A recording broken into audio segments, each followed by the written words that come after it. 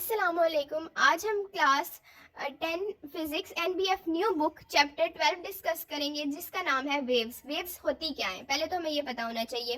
Waves disturbance in medium होती है। जब हम किसी भी मीडियम में डिस्टर्बेंस करते हैं तो एज अ रिजल्ट उसमें वेव्स प्रोड्यूस होती हैं जो एक जगह से दूसरी जगह एनर्जी ट्रांसफर करती हैं।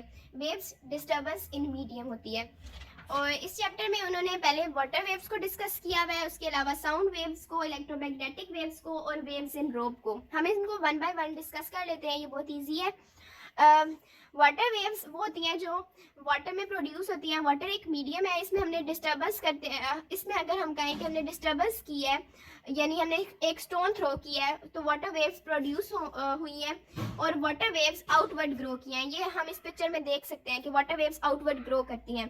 अब ये जो साइड बॉक्स है, ये शॉर्ट क्वेश्चन में आ सकता है कि वाटर वेव्स एनर्जी ट्रांसफर करती हैं।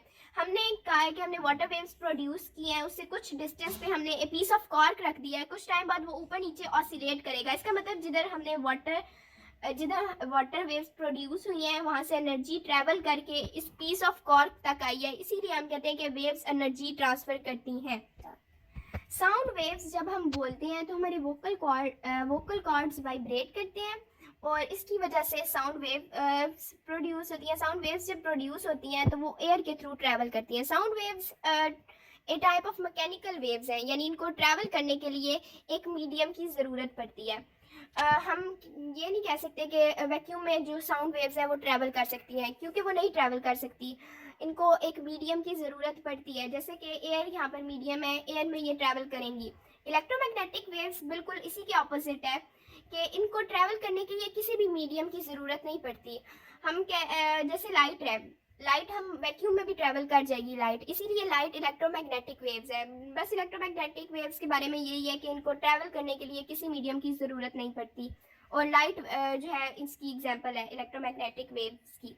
वेव्स इन रोप, जब हम रोप को इस तरह ऊपर नीचे एक रस्सी को उछालते हैं तो इसमें भी वेव्स प्रोड्यूस होती हैं। वेव्स जो है वो इस डायरेक्शन में प्रोड्यूस होती हैं और ये जो मीडियम है ये इस तरह ऊपर नीचे ऑसिलेट होता है। अब ये दोनों एक दूसरे से परपेंडिकुलर हैं और इसी को हम ट्रांसवर्स वेव्स कहते हैं, जिसमें ऑसिलेशन ऑफ मीडियम, यानी मीडियम की जो ऑसिलेशन है वो किस चीज़ के परपेंडिकुलर होती है, वो डायरेक्शन ऑफ वेव प्रोपगेशन के परपेंडिकुलर होती है। यानी यहाँ पर वेव इस डायरेक्शन में प्रोपगेट कर रही है और मीडियम जो है वो इस डायरेक्शन में ऑसिलेट कर रहा है, तो इसीलिए ये एक दूसरे से परपेंडिकुलर है और ये ट्रांसवर्स वेव की एक एग्जांपल है। इसमें बस थोड़ा सा ये एक्सप्लेन करना है और ये साथ डायग्राम इसकी।